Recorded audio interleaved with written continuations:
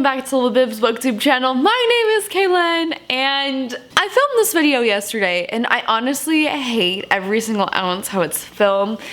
The interruptions at one point I had that I'm hoping is full of action-packed goodness.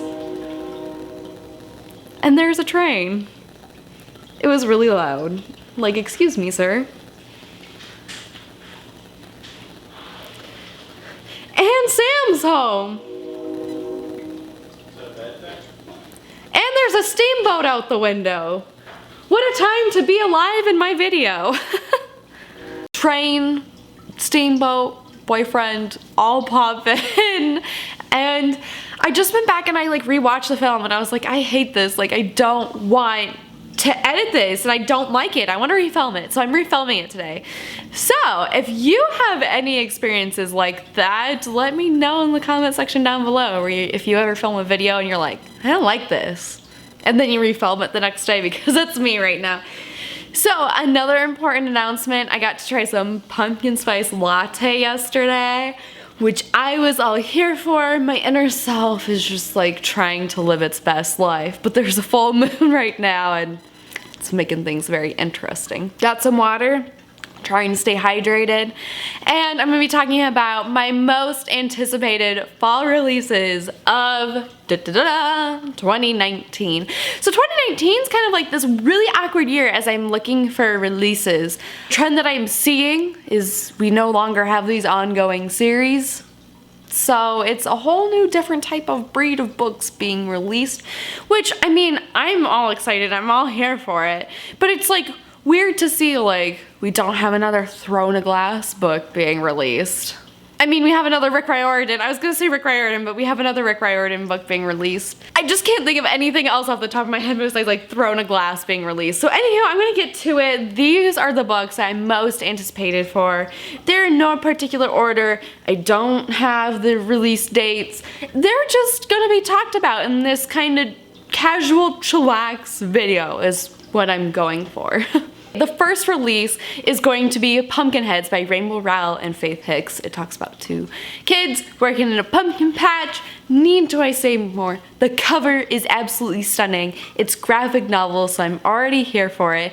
I'm excited to read this at the end of the month and also read Fake Blood again, because that's gonna just make me get all these fall graphic novel vibes. I'm pretty sure I'll probably read, if I love and enjoy it, Pumpkinheads like 6 times throughout the fall season. Next up is The Girl the Sea Gave Back by Adrienne Young, which she is the one who wrote Sky in the Deep, which was like a Viking tale where this brother mysteriously is like alive or something again, where she thinks she sees her brother alive in battle, and that whole story was just so catching and so amazing, and I was like, yes, perfect for what I need. And I really loved and enjoyed her. I think Sky in the Deep was her debut novel. The Girl the Sea Gave Back is, I think, a companion to it. It's not a strictly duology. I think it's more of a companion novel. Our main character has to deal with, for the first time in generations, the leaders of her like area are divided. Should they maintain peace or go to war with the allied clans to protect their newfound power? She sets into motion a series of events that will not only change the landscape of her mainland forever, but will give her something she believed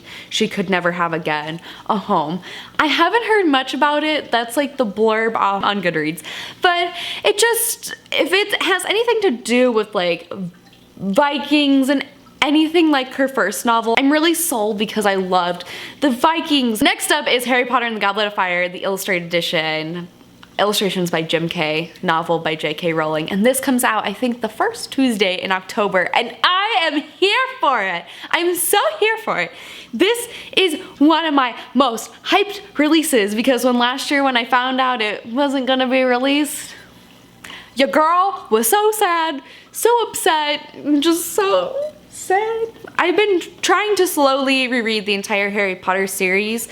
I'm not wanting to dive in and open up my old childhood books or open up the one with the Hogwarts spines because that's still in the packaging, like the plastic wrap. I don't know why. I'm trying to collect it, but I'm just trying to not read those editions and just read the illustrated editions as they come out. So last year when I realized Goblet of Fire wasn't coming out, I was really sad, but this year I'm really hyped up for it. I don't really remember any thoughts, feels when I was younger when reading Harry Potter and the Goblet of Fire. Movie is still pretty awesome, but I can't wait to see how thick she gonna be, because books are getting a little thicker, it takes a little more time, all the illustrations put into it. I can't wait to see all the dragons, the mythology, the mermaids, the Voldemort. Like, I just realized that Voldemort is gonna be in it for the first time, so I'm really excited about him.